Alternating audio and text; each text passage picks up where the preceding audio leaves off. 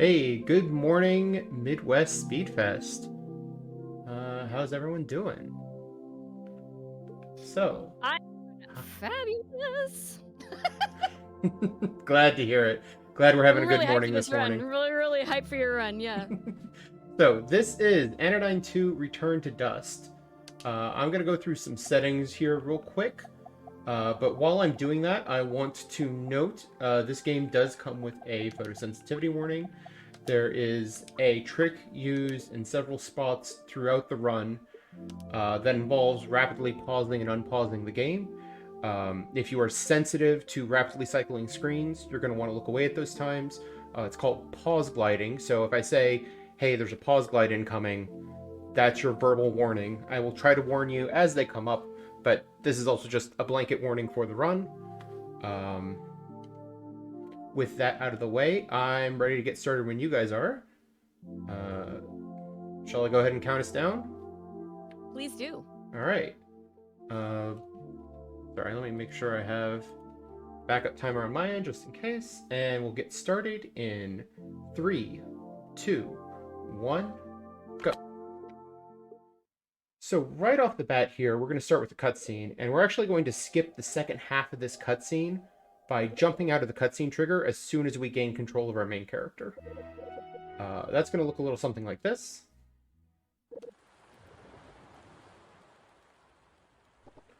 And from there, we are on into the tutorial. The tutorial is going to give us a basic idea of the core gameplay loop of this game. There are 3D sections and there are 2D sections. We're going to explore the 3D world to find 2D worlds. We explore the 2D worlds to get collectibles, usually in the form of cards and dust. And then we turn in those collectibles to unlock more parts of the 3D world, rinse and repeat. Coming out of here, we are going to do our first big glitch of the run. This is something we use in a lot of places. It's called pause floating. It looks something like this. Just like that. So the way that works is if you jump and then immediately pause the game, you maintain your vertical momentum, which means you can gain arbitrary amounts of height. We use it all over the run. It's exclusive to the Switch version of the game, which is why I'm running this on the Nintendo Switch. Sorry. And yeah, that was a little tiny baby one, because we only need to get up a very small ledge, but now we're going to do a bigger one here. 1, 2, 3. Oh, ran into the wall. Let's try that again. 1, 2, 3. There we go. All right. Since you are moving with the same speed you had before, you do have to just memorize how long it takes to go down each one. But thankfully, there is a timer on the pause screen, so you can use that to time your pause floats, which makes them not that bad. Here, we're just wrapping up the tutorial. This is the third and final part of the tutorial. This is a common gameplay pattern in this game where it looks like there's a split path, but actually you just have to do both sides to actually progress forward. So did the left side, did the right side, now we can move on. And with that, that basically concludes the tutorial. What we would normally have after this is a tutorial boss, but the way they try to get you to fight the tutorial boss is by trapping you in with invisible walls.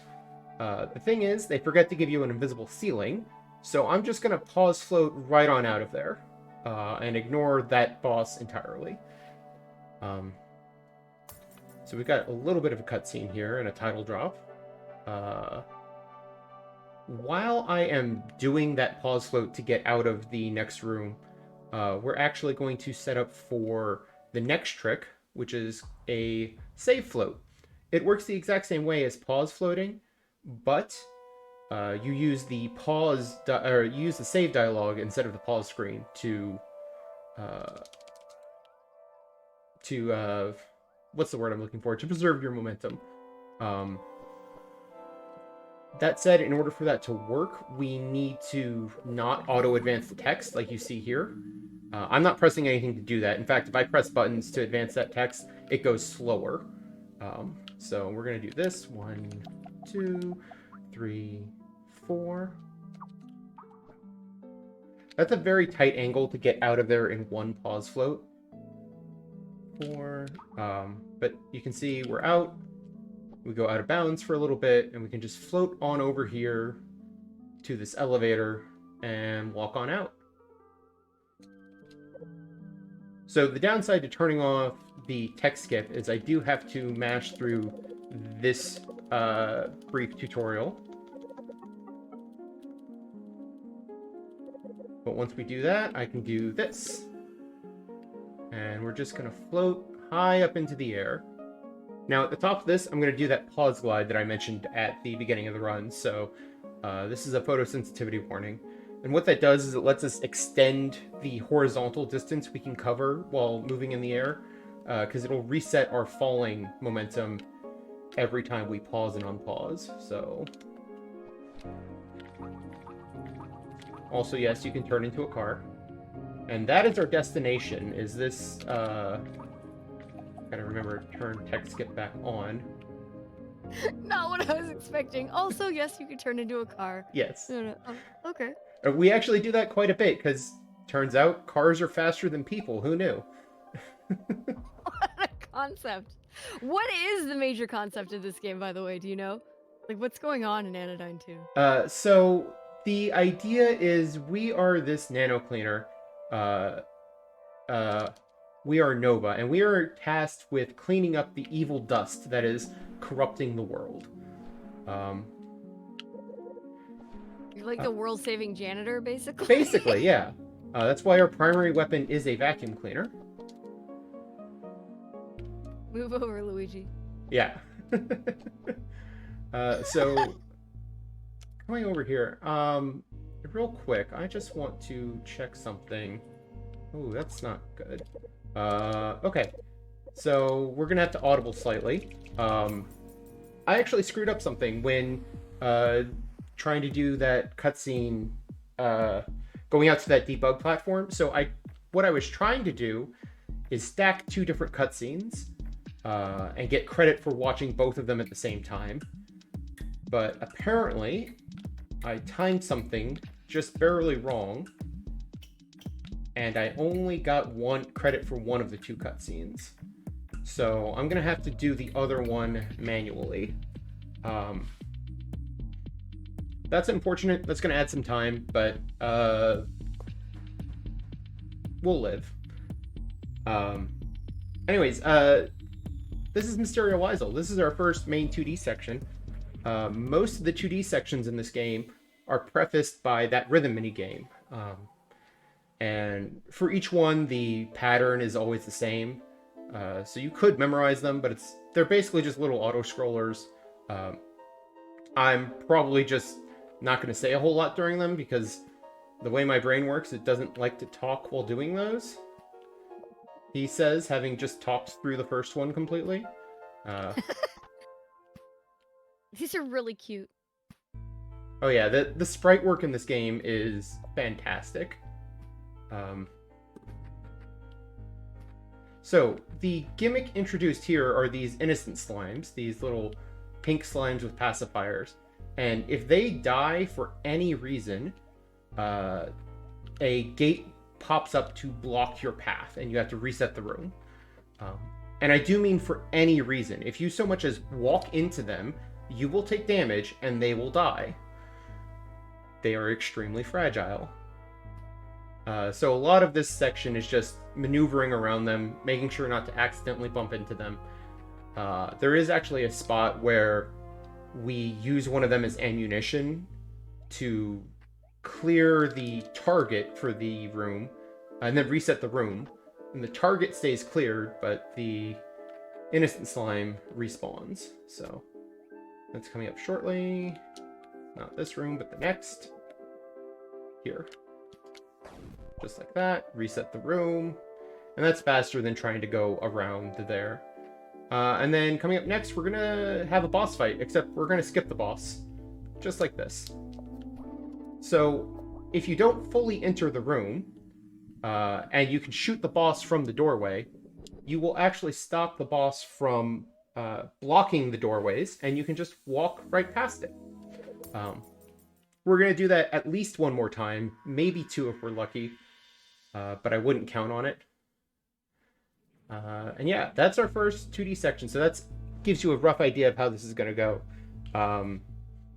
We got a card from that, and the goal, what we are trying to do right now is, so that debug platform is very powerful. It lets us clear the storm that was over the city before we even really knew there was a storm over the city. 1, 2, 3. That height, I counted a little too quickly. That's fine. Where was I? It let us clear the storm over the city. Theoretically, it let us reinforce the prism, although I messed up the inputs for that. But normally, that requires having a certain number of cards. 4 cards per level you want to reinforce the prism. And what that does is it gathers dust. It collects the dust that we have in our tank, which we use to unlock more parts of the world. So normally, if you're playing casually, you're in the city here. Center City C-Note is the name of this section. You're supposed to go around, find these 4 2D sections, get a card from each, use that to upgrade the prism, which lets the prism hold up to 100 dust, and then fill it up with 100 dust, and that is all you need to clear the storm. Now, we've already cleared the storm, so we could skip all that, but it turns out the next thing we can't skip, and it requires us actually having all the first 12 cards. So that's why we're actually doing these sections and getting the cards, even though it seems like we shouldn't need them. This is Brand Malignant. In case you hadn't noticed, the theme here is fire. Just everything is on fire. And sometimes we want to make things on fire like this. Oh, sometimes we want to get hit by fire. That's a lie. We never want to get hit by fire. And sometimes we need to put out fire with these water slimes. I mean, who wants to get hit by fire in any capacity? Yeah. Although we are going to get hit by fire just because it's faster to damage boost than it is to do the intended strat in this room. That water slime's just too far out of the way, so we're just going to walk through the flames.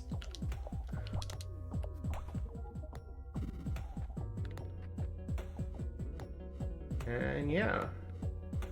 So we went up here, we got 1 key, now we can get the other key. This boss that we're about to get to is the other one that... This is the one that we could theoretically skip, but it's unlikely to happen because it's sub-pixel perfect. And it's kind of just RNG whether or not you get it. I did not get it. But thankfully, an optimal fight is still pretty dang quick, as you can see. Nicely done. Yeah, so those bosses, the first 4 areas all have the same boss, basically, called a nano assassin. They're sort of agents of the corruption of the dust. And what that entails, they have a tendency, they always move in the same pattern, but if you let them get away from you, things can fall apart very quickly. Thankfully, we only have to fight 2 of them. 2, 3, 4, 5, 6, 7, 8. So I'm doing another big pause float here. And this one's a really big one. We're going back to that debug platform out of bounds. And so I'm just watching the timer on this to get an idea for when we've hit the right spot, which should be right about now.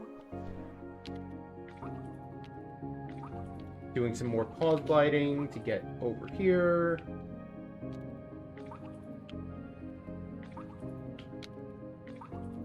I just realized...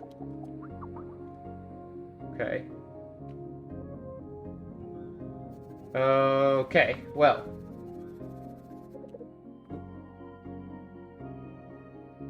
Well, hopefully this works. Alright, what did I actually end up with? I didn't reinforce the prism at all. Okay, cool. So we're going back to the old route, which is before we knew about pause floating. Because I managed to screw up both of those cutscene stacks. It's fine. It won't add that much time. And I have a fairly generous estimate. How do you feel about a donation right now? That would be great. All right, well, we have a $1 donation here from George, who says, cars can't donate, though. Shoutouts from Tech. That's true. It is cool to be a car. Cars can't go fast.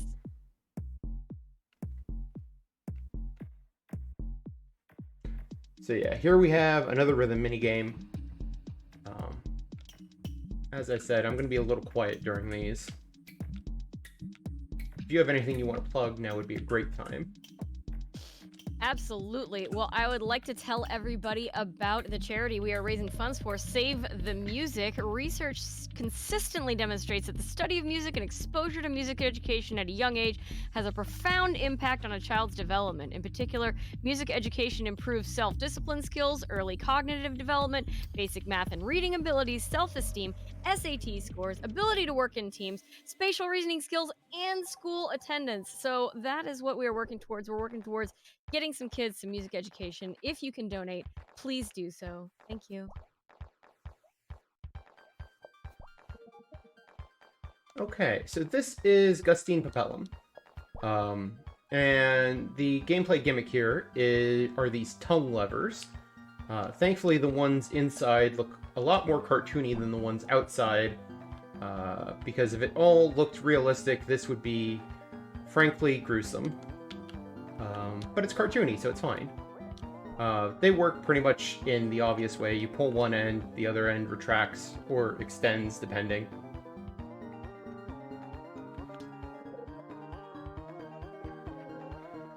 Some of these rooms require some fairly precise movement to not get hit or get stuck. Those two spikes that chase you in that room in particular, I've had a bad tendency of getting completely stuck on them if you're not careful. In the next room, we're going to do some tight movement to get a quick kill, like that. Get our second key, turn it in, and then this is the boss that there's absolutely positively no way to skip, because there's just a big old wall in the middle of the arena. Which is a shame, because we'd really like to skip this one, again, because of the big old wall in the middle of the arena. Makes it awkward to fight.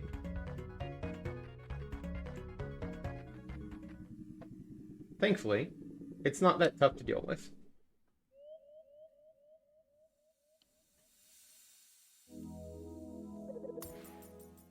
So, okay, let me think about what it is I need to do. I need to turn in cards and dust at least one extra time.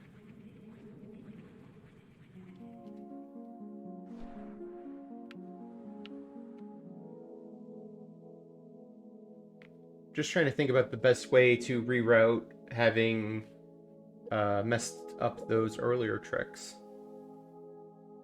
I think probably the best thing to do is just going to be go over to that debug platform again and use that to turn in cards and dust. So that's probably what we'll do.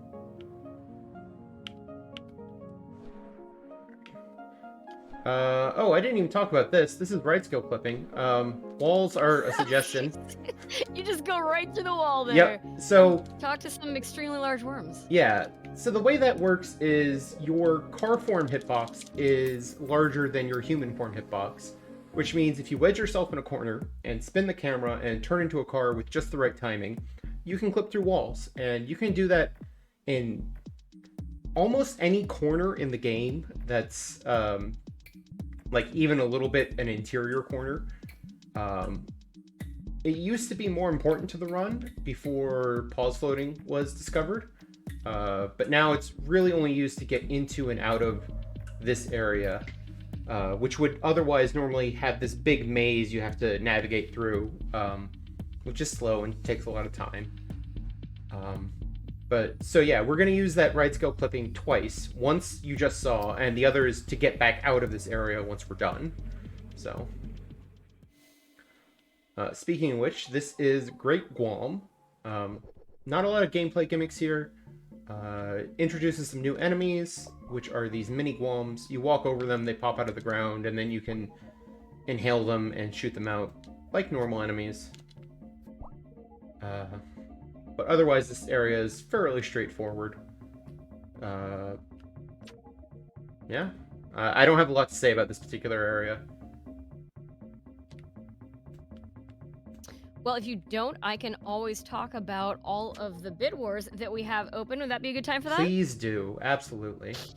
All right, we have all kinds of awesome bid wars available, including in Sonic the Hedgehog 2. You can choose the character. Of course, it's between Sonic and Knuckles. Knuckles is in a healthy lead with a $25 donation, and there is just no love being shown for Sonic at all. No donations for Sonic. So if you love Sonic, please do remember to click on that particular bid war when you're getting your donation in for Save the Music. We also have one available to choose the monkey used in Glock's Super Monkey Ball Deluxe and SMB2 run. Those choices are Mimi, Baby, I, and Gon, and Mimi is in the lead at $20, Baby in second place at $10, and then I and Gon, well, nobody has donated for those poor monkeys, so you have some strong feelings about monkeys. Get those donations in. So, real quick there, we just skipped another boss. Nice. Just came and went. And with that, we're done with Center City C-Note. So, this is where we'd normally be done with the first 4 areas. And this is where you'd normally, in a casual playthrough, back to the center, turn in your cards in dust, and clear the storm that is hovering above the city. Which, as you can see up there, we've already done. That said, I am going to go turn in cards in dust, because I messed up some earlier things. So let's do a clip here, just like that. There's a pause glide here.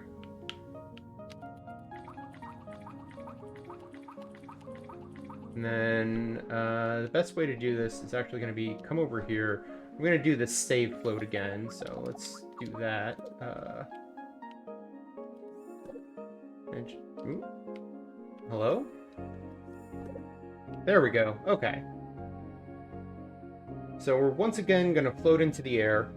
Normally you would not need to do this, but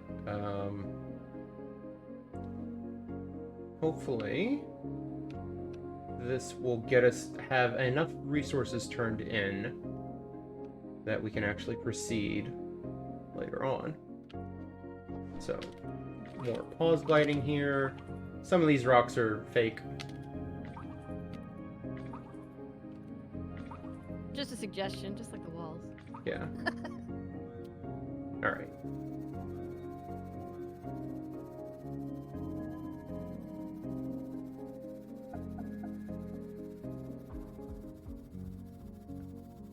So how did you start speedrunning this game? So I played it... Hang on. Alright, that didn't at all do what I wanted it to do. Let's turn in the dust manually. I got this game... I had played Anodyne 1. I got this game when it first came out. And as it turned out, at that time, I happened to be pretty busy in my personal life, so I didn't finish it at the time, and I kind of put it down for a little while. I came back to it last year. Okay. Hang on. Everything is falling off the rails here. Yeah, don't worry about it. Nah, Focus on your game. yeah, I'm just trying to figure out... Alright. Just go back to the old route. So...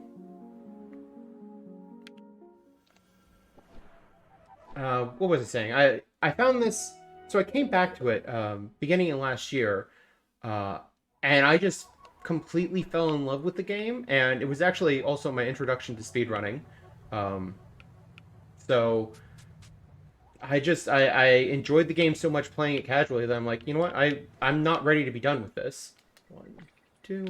And the speedrun is actually pretty easy to pick up, despite what you might see watching this, might think watching this, but 1, 2, 3. All right. We're going to do another big pause glide here.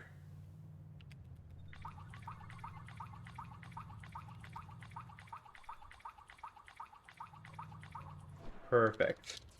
So, Nice.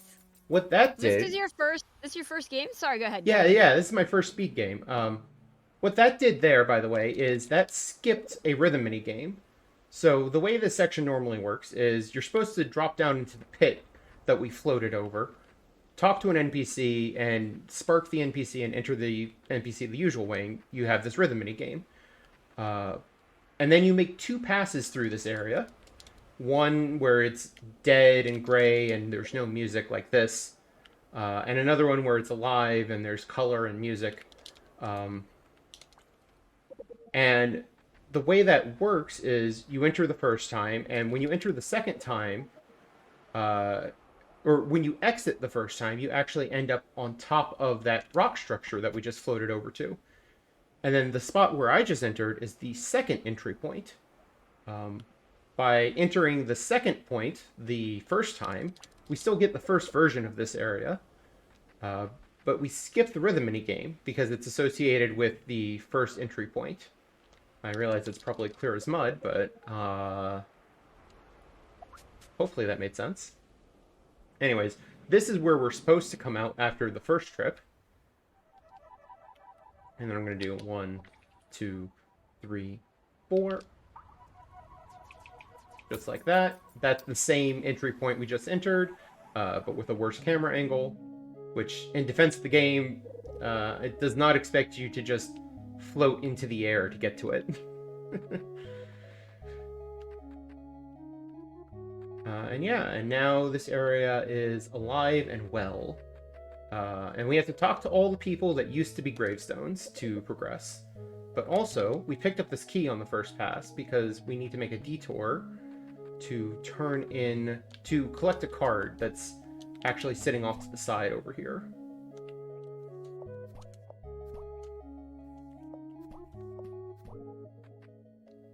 So we're just gonna very quickly head over here.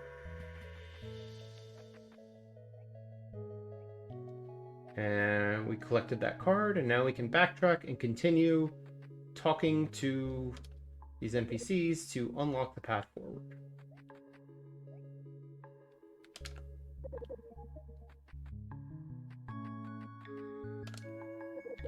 I really like the flying key mechanic. That is really nice that you don't have to worry about carrying it or anything. It is nice in some ways. The one thing I don't like about it from a speedrun perspective is it introduces RNG on how long it takes the unlocking animation to actually finish, because it depends on where the key is floating around you.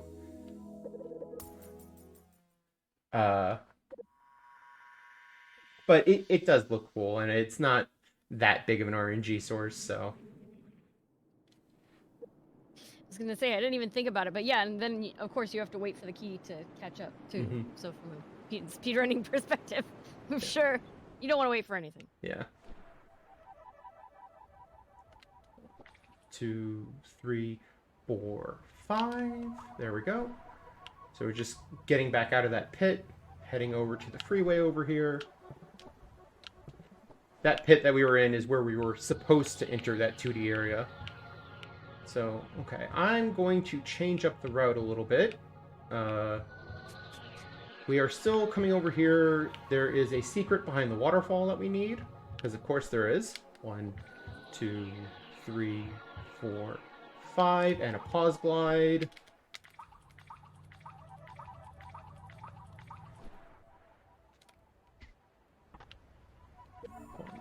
Two, 3, 4.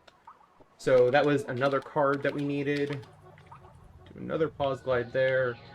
And yeah, I'm going to fall back to the old route and go turn in the cards that I've collected and the dust that's in my tank.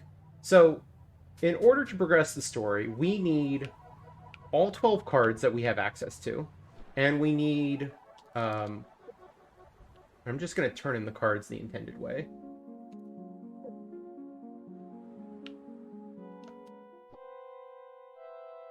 Alright. We need all 12 cards that we can actually reach, and we need 200 dust between the tank, the prism, and our tank. Each time we upgrade the prism, it can hold 50 more dust. So right now, it can hold 100. We're upgrading it so it can hold 150. And that's all it needs to hold in order for us to be able to progress the story, because we can have up to 90 in our tank. So now if I turn this in, it'll fill it up to 150 and stop. And then we already have 40 left over in our tank. We only need 10 more, and we will easily get that. So we don't have to worry about dust. Now, normally the route works out such that you can skip coming down here to actually turn in the cards and dust, because it's just cutscene stacking you can do, but I needed to do that as a backup recovery. So next, we are going over to Iwasaki Antamon, who is over here hiding in this lake. And I'm going to do a pause glide here to get over that tree branch. We're going to jump in here, and we're going to head over here. Now, I'm not turning into a car here because I can't. Not allowed. We're going to do another pause glide here. And one more for good measure. And there we go. And this is Iwasaki Antamon. And the best thing about Iwasaki Antamon is that his name has the right meter to go, Iwasaki Antamon, doo-da, doo-da.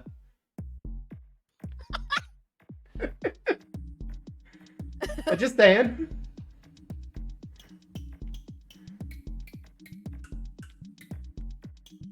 So yeah, we've got another rhythm mini. Sorry, go ahead. No, I was not prepared.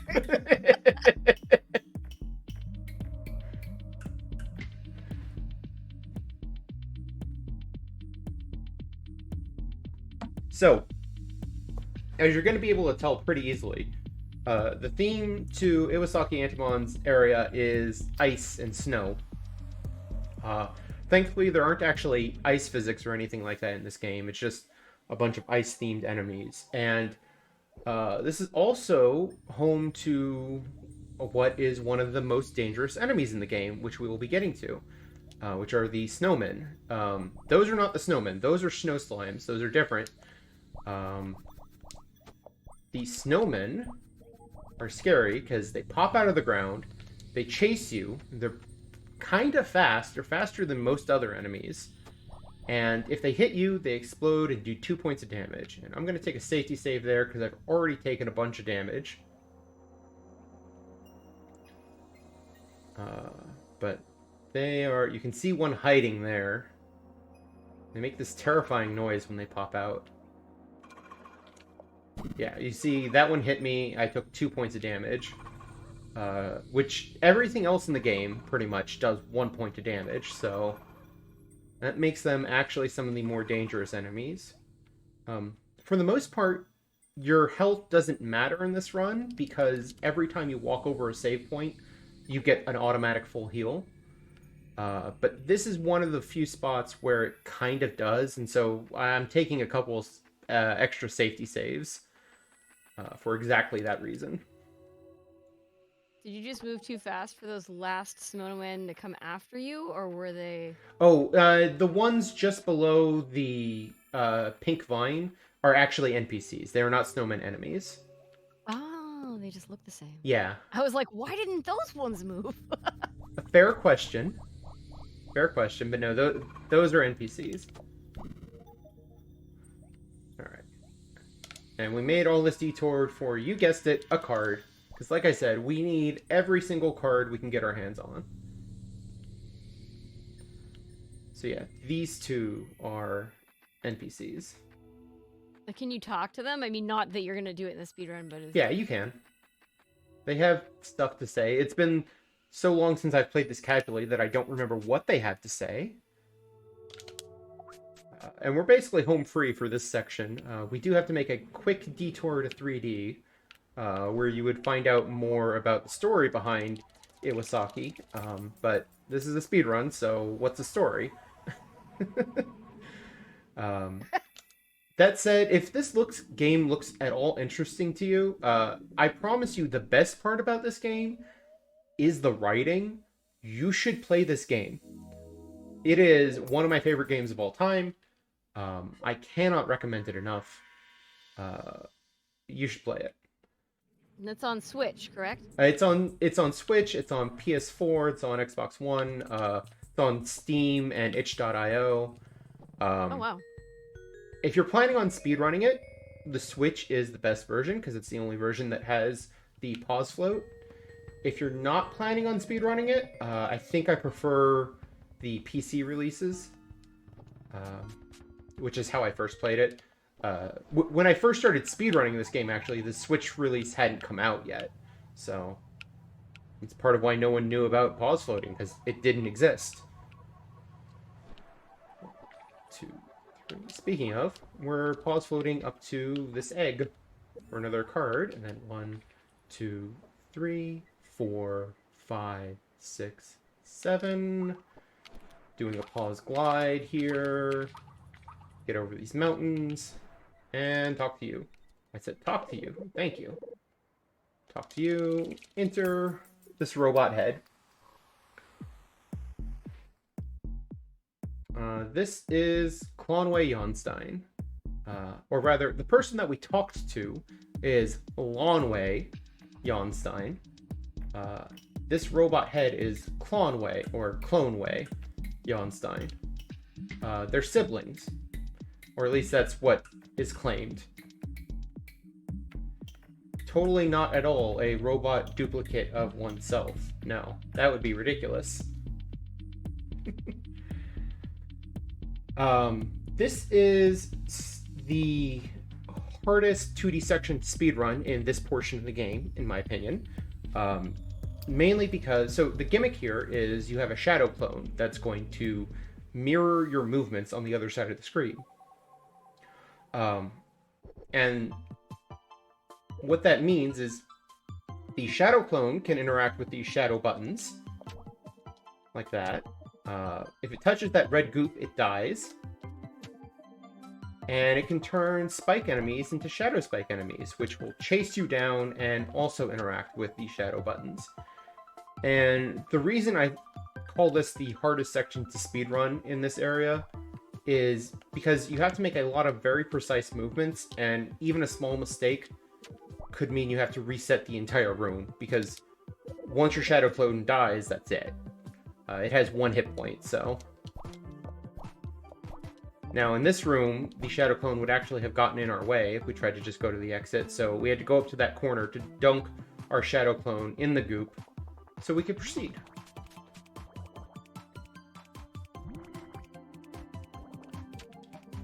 And that's how this section works. It's separated into test chambers, sort of a Portal-esque feel to it. So that was test chamber 1. This is test chamber 2, which we're going to be in for a little bit. There's 3 in total. So this isn't going too bad, thankfully. So.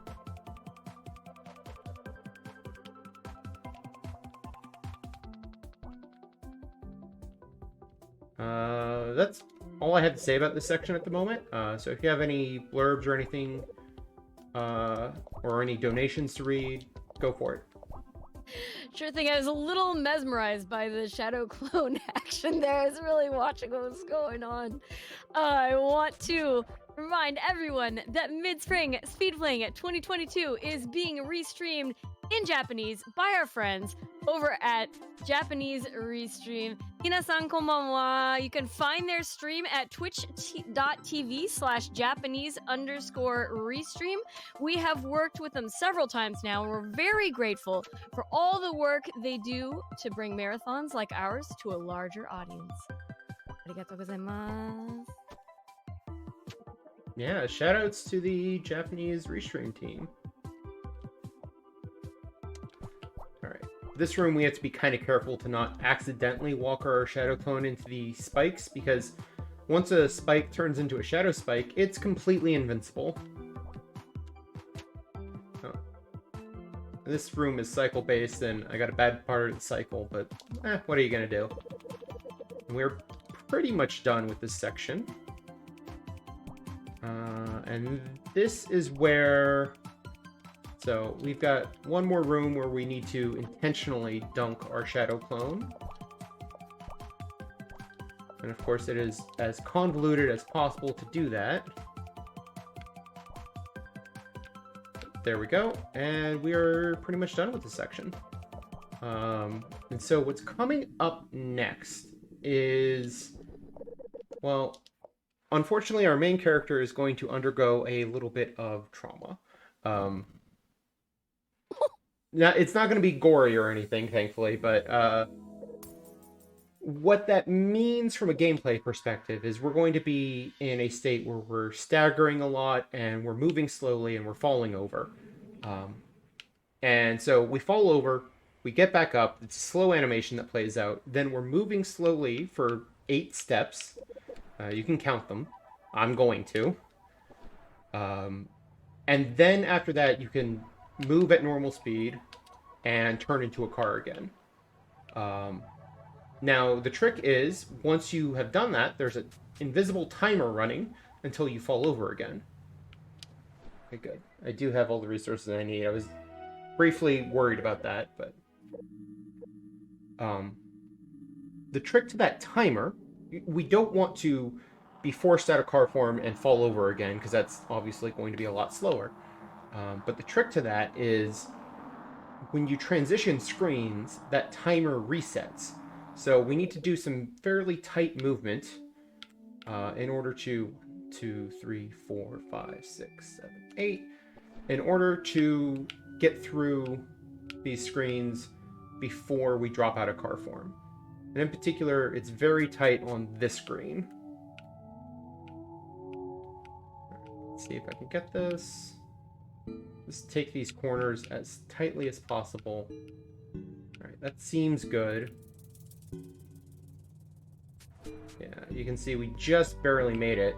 I'm going to do some pause spam to get over this rail. And that is the end of our car adventures for now. Got another cutscene here. Not a very long one, but... Unfortunately, the cutscene does force us out of car form. Which means as soon as the cutscene is over, we're going to fall over again. We're going to fall over in the cutscene, get up, and fall over again. 1, 2, 3, 4, 5, 6, 7, 8. Now we can turn into a car again. Our destination is this big looming tower. You might ask, well, why don't you just pause or save float up to the top of the tower? Well, the outside top of the tower is not the same as the inside top of the tower. Don't worry about it. The video game logic, you know? Instead, we're going to get into the tower. We touched that yellow sigil, which inverted the gravity of the tower. So we're now falling up the tower. These red mushroom jellyfish things will bounce you up if you land on them, so we are avoiding them. Then I'm going to do a fairly precise jump here to get through that screen transition before falling over. And then 1, 2, 3, 4, 5. And we are trying to enter this fruit. But the problem is, a dog is going to eat this fruit right out from in front of us. So instead, we're going to enter the dog. And it jumps around in what seems like a kind of random pattern, but is the exact same every time. So I know that he's going to jump there next. Oh, and I didn't get quite enough hits, but that's still good. And we've made our way into the dog. How do you know it's a dog? It makes dog noises later on. Just trust me on that one. Okay, all Yeah, right, okay. there is confirmation later, but fair question. Yeah, the art style, I kind of love it. It reminds me the 3D sections. So there have been a lot of games that have retro style pixel graphics, right? That it's like this game even the 2D sections. It's like, yeah, people could have been doing art this good with like 16-bit consoles, but was anyone actually doing it? I feel like the 3D sections are the same thing, but for like early PlayStation 1 graphics. It has that same sort of nostalgic feeling for me. One of the things that I love about this game. Anyways, this is Dustbound Village. And so after all of the stuff that our main character Nova has gone through, we're kind of trying to start a new life and a new routine in Dustbound Village here. And what that means from a gameplay standpoint is we're actually going to have, after we finish the tour of the area that we're doing right now, we are going to have 3 different types of segments that we're going to repeat multiple times. So our 3 segments, we have gardening segments, we have ritual segments, and we have wrestling segments. And I'll go through what each of those are as we get to the first one. I was not expecting the legs on that. Oh yeah, that's the train. It's a absolutely totally normal train. Really not expecting anything that happens in this game. Good, because it only gets weirder from here. You know, can you explain a little bit about the idea behind, because obviously it looks really different, the you know, little sprite, the little 2D sections and the 3D sections, but you're talking about living in this little 2D section. Yeah. As opposed to the 3D section. Like, where are they supposed to be in relationship to each other? So, like, in okay, the world? When you are... So the process of sparking something that you've seen me do to get into the 2D sections... Oh, no. Yeah. Oh, I would say that this has never happened before, but I have had this happen in a practice run. I managed to inhale... I just gotta stop asking you questions. That's fine. The only fix for that is to reload, but thankfully there's a save point in this room, so that's not a big deal. Okay. Nice. So when you spark something, you're actually shrinking down and going inside of that thing. So we are, right, like I said, inside that dog. Inside the dog. You want to Yes. start a lovely new life gardening inside a dog. Yes. Because who doesn't want a dog garden? Exactly. Internal dog wrestling. Yeah. What was the third thing you said? Ritual. Dog ritual. Okay. Oh, there's a frog. To be There's fair, a frog in the dog. To be fair, the ritual is actually in the fruit that the dog ate. Fruit ritual. Yes. It all makes sense in context? Question mark. And if you want that context, you did say that the writing in this game is incredible. It is. I love it. Because it's extremely silly, but it's also very deep and meaningful at times. And I could try to tell you the story of this game, and I would not do it justice. Anyways, that was the ritual. Was that like a bowl of soup or something? Yeah, it was a bowl of clam chowder, because we learned how to eat for the first time. Oh, what? Yeah. Before this, the power of the sanctuary meant that we never had to eat. But we got far enough away from it that we now need to eat. Alright. Not... Ooh. Give him the chair! Give him the chair! What, this chair? I probably will in a minute. So this is the wrestling segment. We are pretending to hit each other. Chair. Yeah. That's why because it's supposed to be wrestling. This is amazing. Yes. We are pretending to hit each other here. And so the thing that I was not doing very well is you're supposed to hit near the target or pull your punches by letting go of the attack button when your attack gets near. Anyways, yeah, that's the wrestling segments. There's 3 of those. But from wrestling 1, we go into gardening 2. The gardening segments, these, are the most like the stuff we've seen before in other 2D sections. Because it's basically just, here's a couple of rooms, clear out all the enemies. Fairly straightforward stuff. By gardening, they mean pest control. Yeah, basically.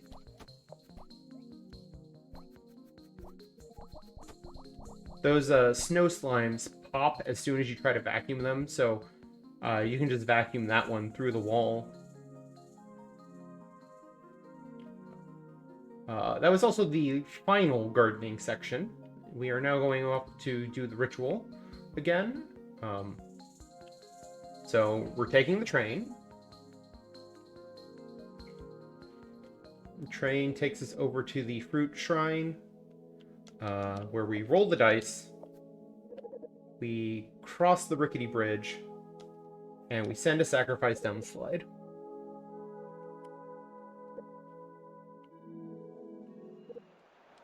And then from there, we go directly into the next wrestling section.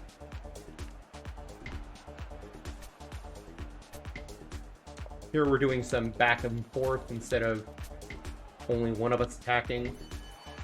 Then we're going to go straight into the quick time event section. Right, right, down, right, and the last one is always Y.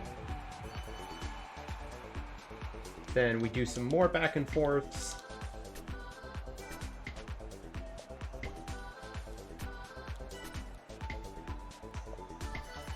And then finally, I need to hit him, vacuum him up, and shoot him out of the ring as my finisher.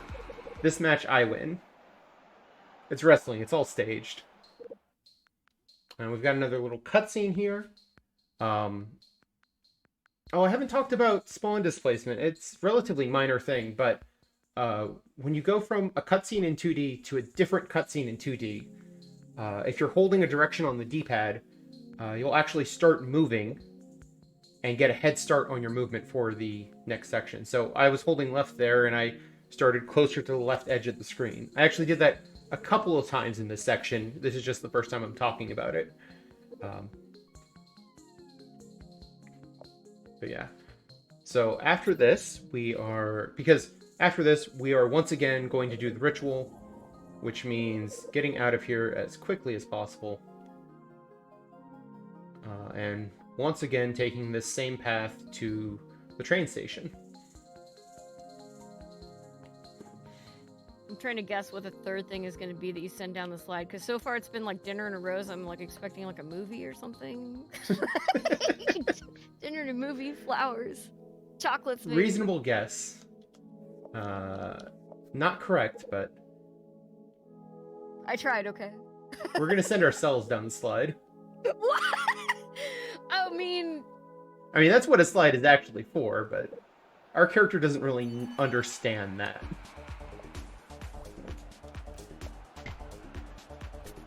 Oh my gosh. So we've got, once again, some back and forths. Then we're going to do a quick time event. Down, down, down, up, right, up, Y. Alright, and now we have what I call the DDD section. If you've ever played any Kirby games, you will understand why I call it this.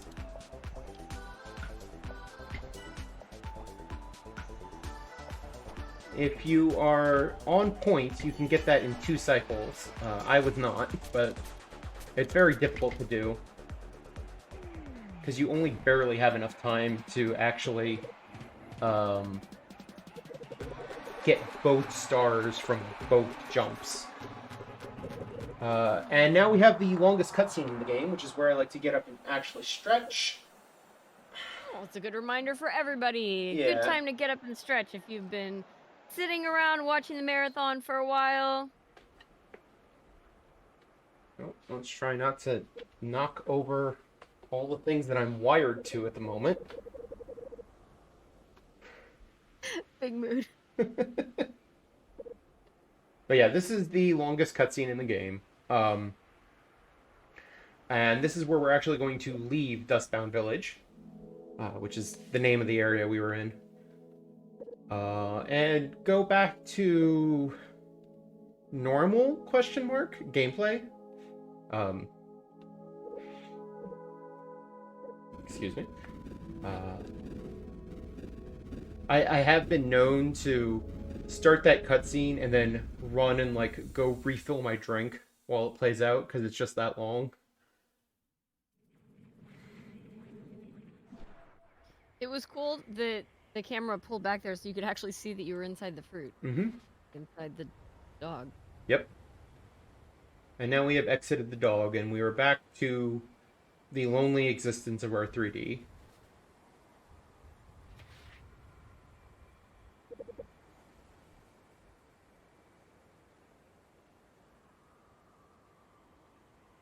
And we're actually going to get teleported back to the sanctuary, where we're going to get introduced to a new character, named Sea Visionary, who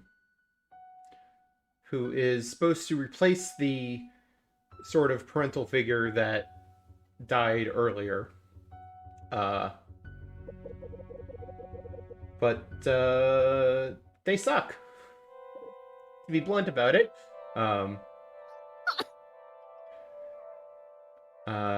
And more on that later. But for now, what we actually have to do next is... So for the end of the game, we need two things. We need a fully assembled dog collar, and we need 150 dust. Now, let's talk about the 150 dust first. This is going to be a pause glide, by the way. So for 150 dust in the tank, our tank only holds 90 at a time.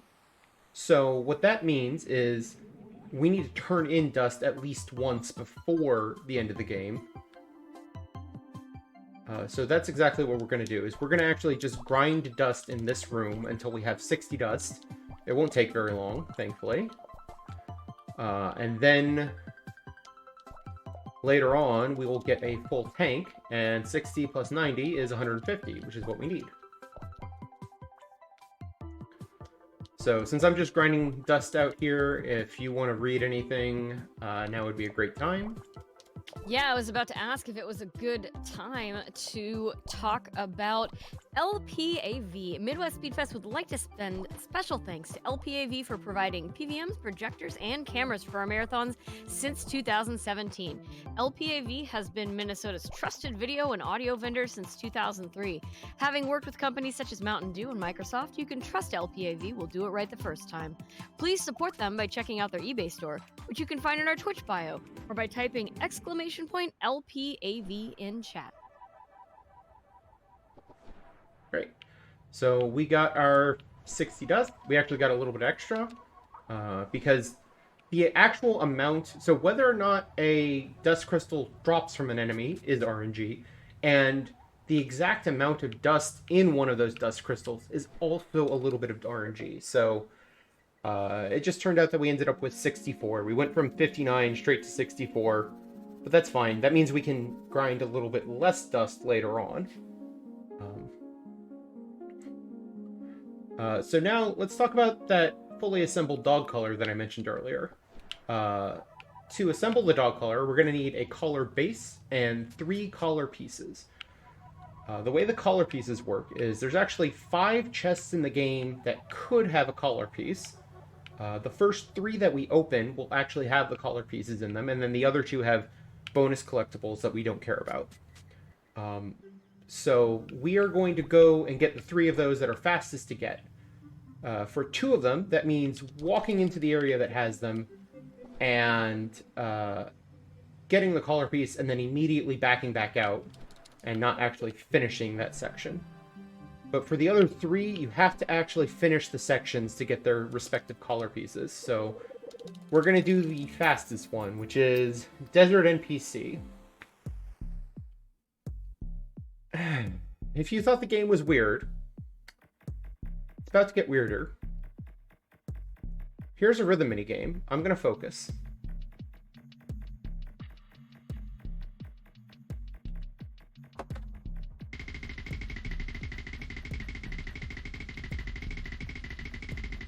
Okay. Yeah, that's all scripted. There's actually nothing you can do there. It's supposed to look like this. This is the spot where I would tell you it makes sense in context, and if I did that, I would be lying, because it does not make sense in context. But this entire section is supposed to not make sense, so I'm going to walk through this quiet area with no music. We're going to open this chest. And that jingle means that chest had a color piece in it. So we got our color piece. Unfortunately, we do not have a way out. So normally, we get the dust crystal and we're done. And that takes us out, right? Right? No. Anyways, let's play something different.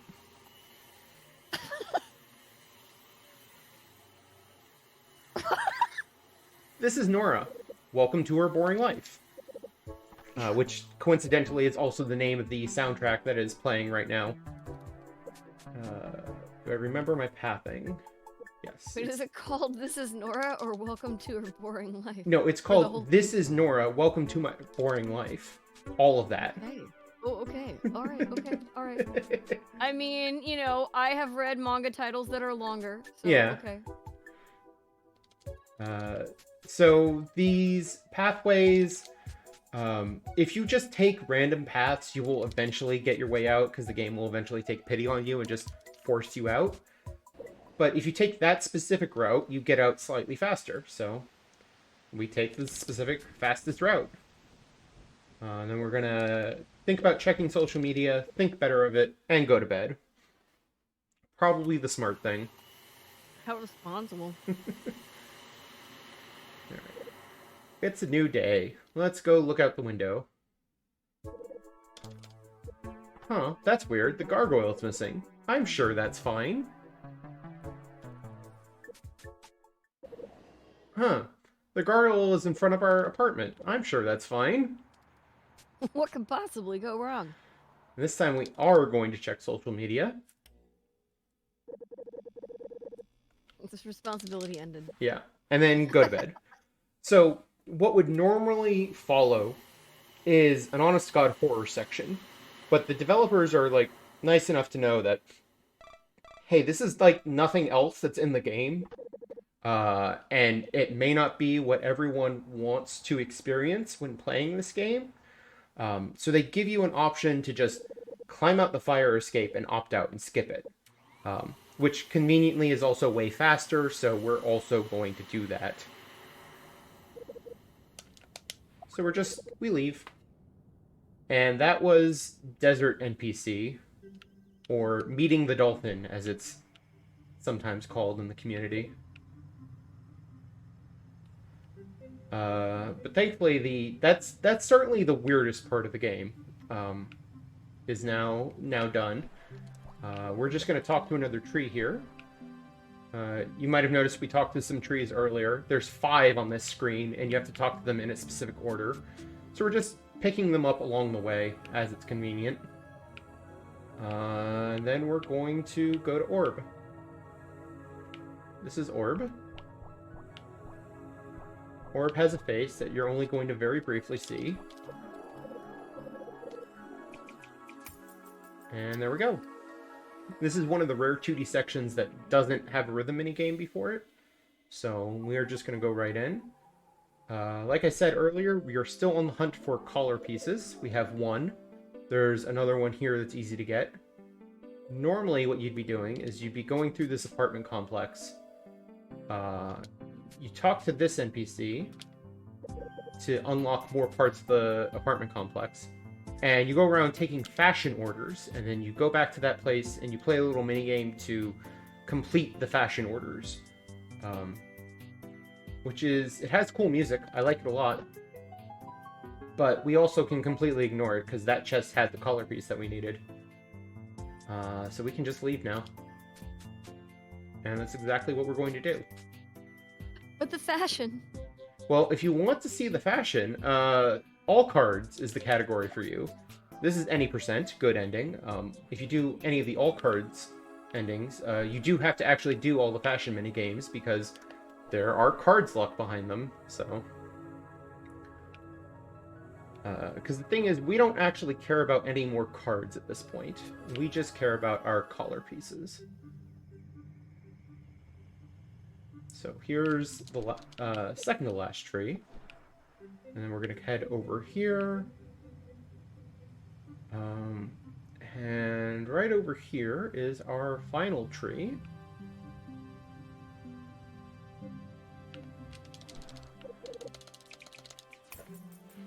And for good measure, one last for the minigame.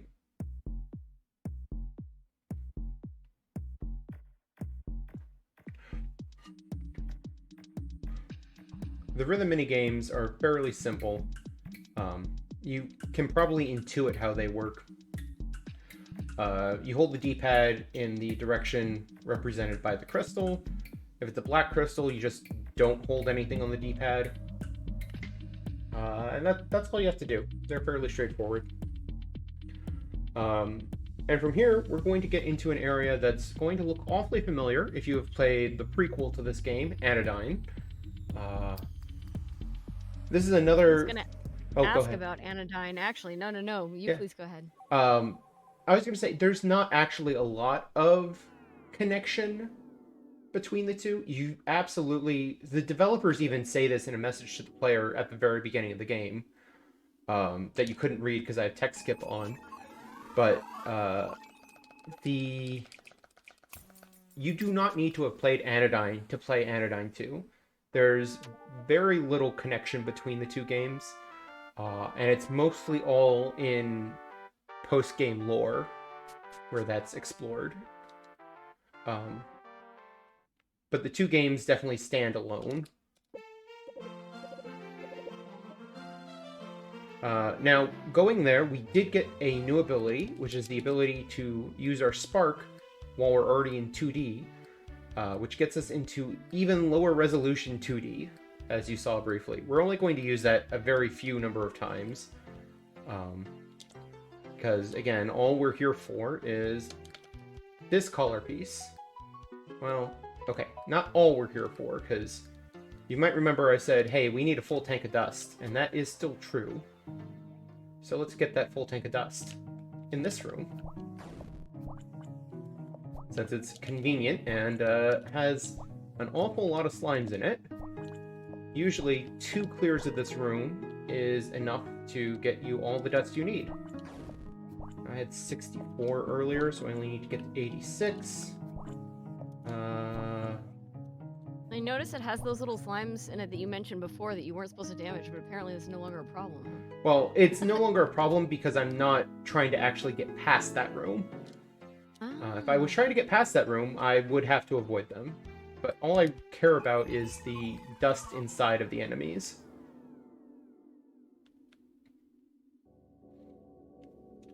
And just like that, we have a full tank. We have our 3 collar pieces. We are nearly done. We are rapidly approaching the end of this run. There is still a little bit more to do. I need to... So, we have one last pause glide for the run. Because we need a collar base to hold our collar pieces. And that is right over here. Just like that. So that chest had our collar base, and now we need to actually go use the fully assembled collar. And what do you do with a collar? Well, you put it on a dog. So we are heading back to the tower. Conveniently, this takes us... Back to the quote-unquote dog for proof of dog. Yes. Yes. It will very clearly be a dog by the end of this. So we, once again, invert the gravity in the tower and fall up the tower.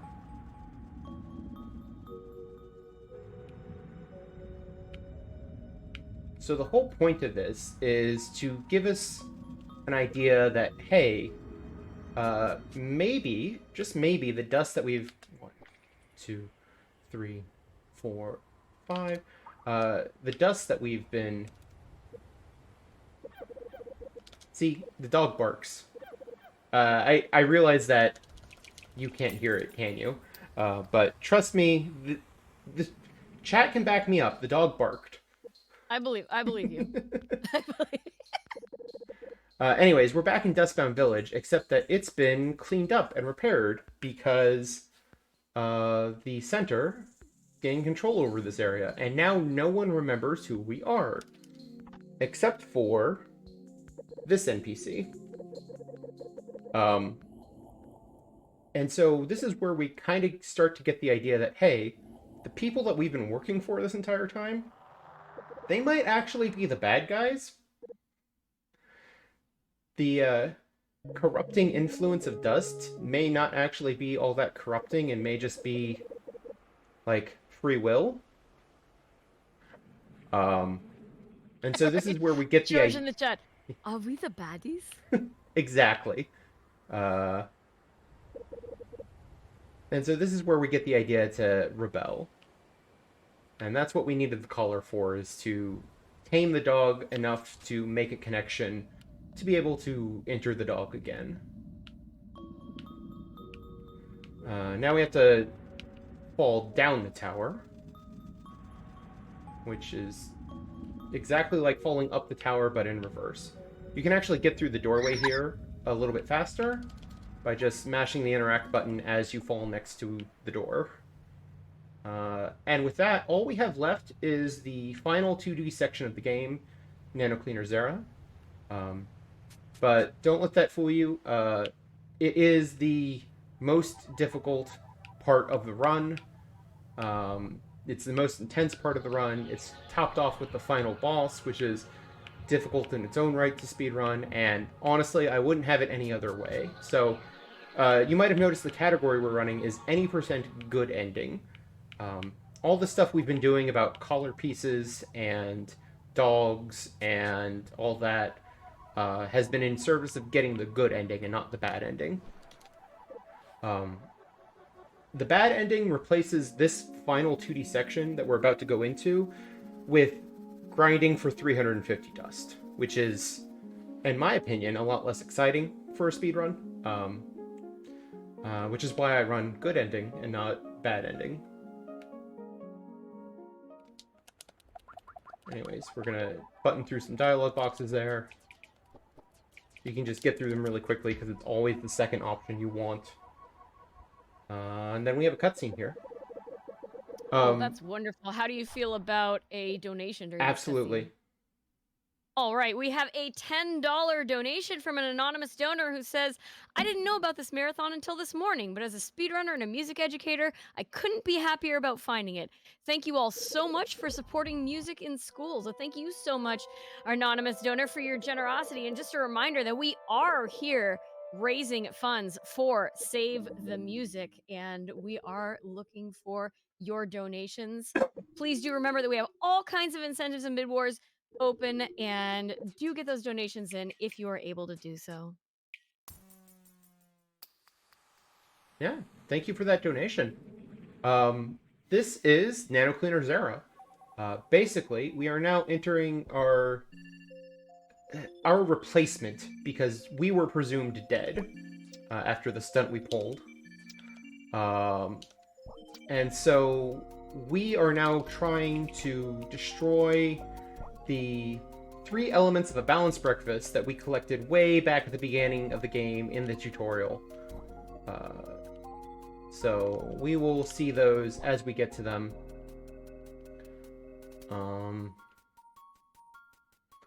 This introduces 3 elements of a balanced breakfast? Yes. I'm sorry. No, that I said what I said, and I meant what I said. New gameplay gimmicks introduced here.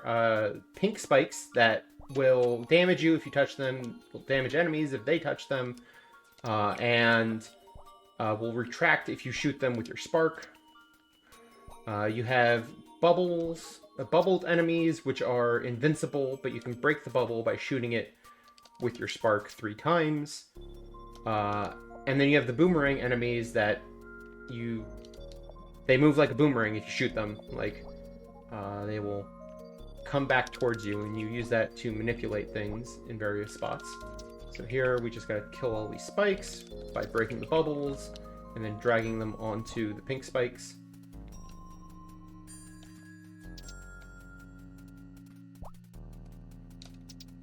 Here we have to make sure the shooter on the right side doesn't accidentally wander into the pink spikes.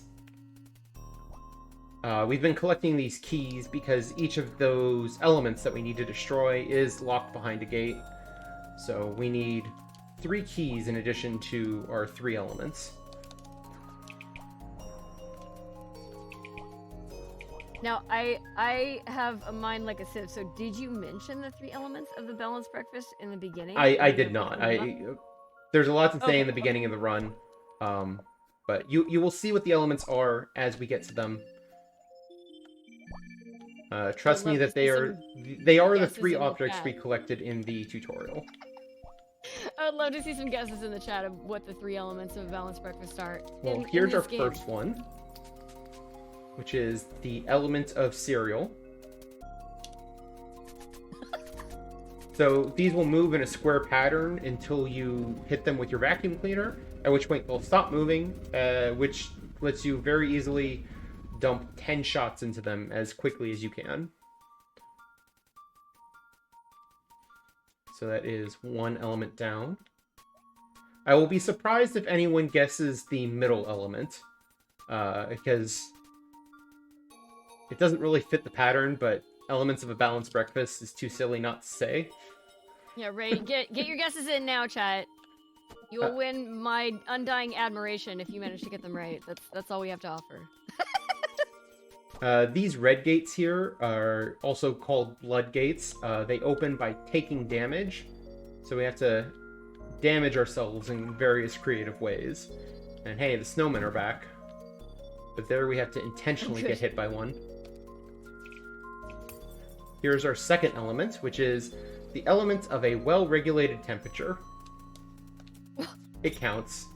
You don't want your breakfast to be too hot or too cold, right? Absolutely true. Absolutely true. Where's the lie?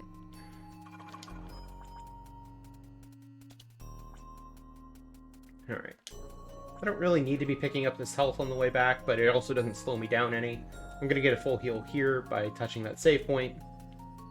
We're going to use a bubble enemy as a shield here. Thank you. We've got one more key to get here. And then we've basically completed the entire left side of this 2D section.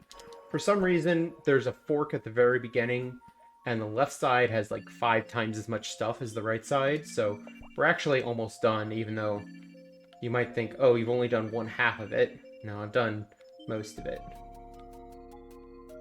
It's just most of it's on the left from that fork.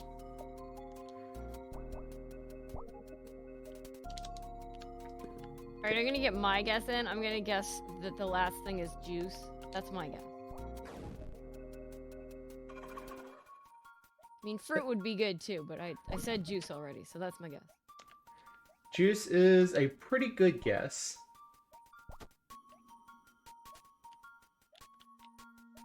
So I think the actual names they use... by the way, the answer is milk, which juice is pretty close. You need that. Yeah. You need that for your cereal, so. I think the actual terms they use at the very beginning are yummy, sippy, and cozy. That sounds like the comfiest breakfast. Oh, it is. It's great. The entire game, it starts off very calm and cozy, and it gets weirder and darker the further you get in. Just part of why I love it. Alright. Like that we're wrapping up very early in the morning in the United States with breakfast. You know. It's the perfect time for it. And we're basically done. All that's left is the final boss. Now we are going for a 6 cycle here. Each extension of the arm like this is 1 cycle, so that's 1. That's 2. And there's 3 phases. We're looking for basically 6 cycles is 2 cycles per phase. And that's just the exterior, because there's also an interior part. I love the music to this boss fight, by the way it changes between the interior and exterior sections while keeping the same melody.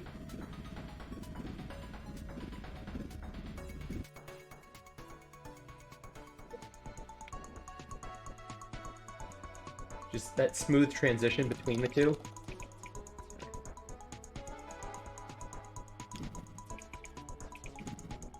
Alright, so far so good. That's 4 cycles.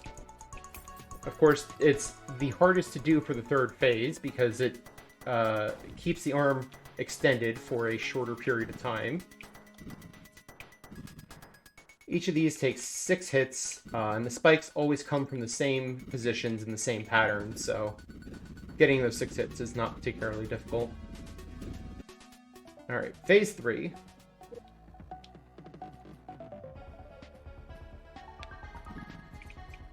Nope, we're not getting the 6th cycle. Go for 7 cycle.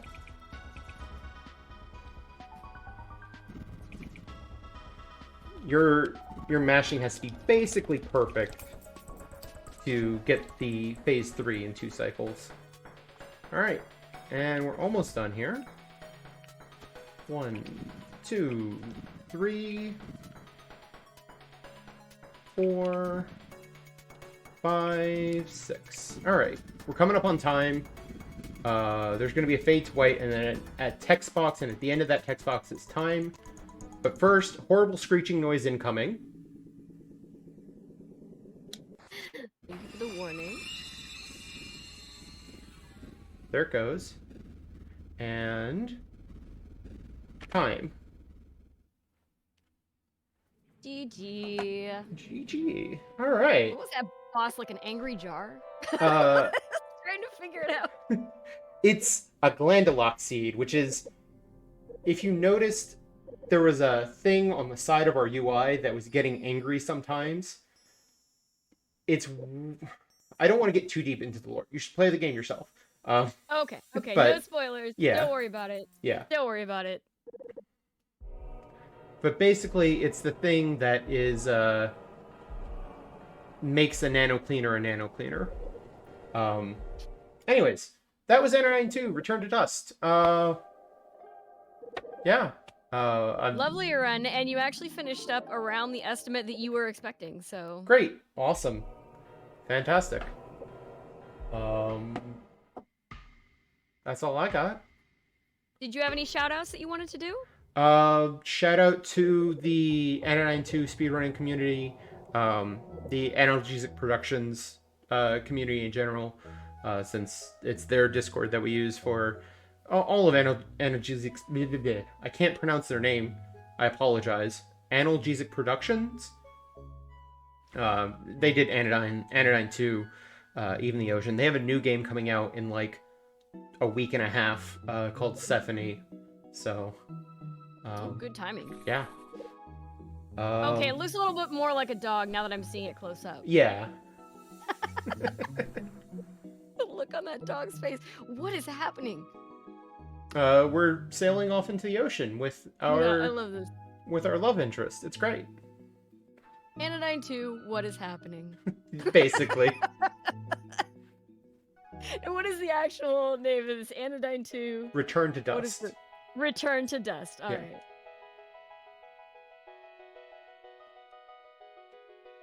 Well, thank you so much, CodeGorilla, for that fantastic run. Absolutely. Thank you for having me.